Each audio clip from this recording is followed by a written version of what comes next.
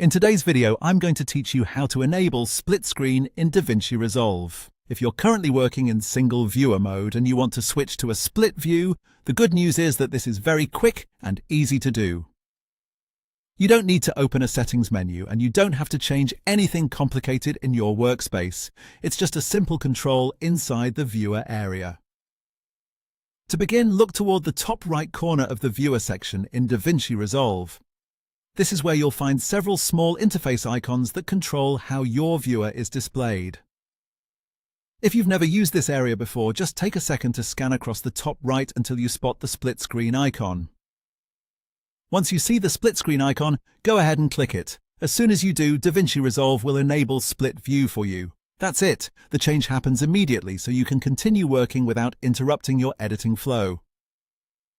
This is especially useful when you want to compare different views more easily inside the viewer. If you've been editing in single viewer mode, switching to split screen can help you see more visual information at once, depending on the task you're working on.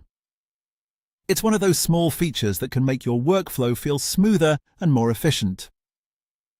If you click the icon and don't notice the change right away, just make sure you're looking in the correct viewer area and that you're actually in the section of DaVinci Resolve where that control is visible. In most cases, the option is easy to access from the top right of the viewer. So again, if you want to enable split screen while in single viewer mode, simply go to the top right, find the split screen icon and click it. That's all there is to it.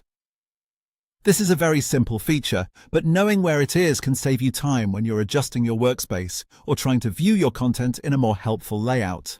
Once you know the icon's location, it becomes something you can turn on in just a second whenever you need it.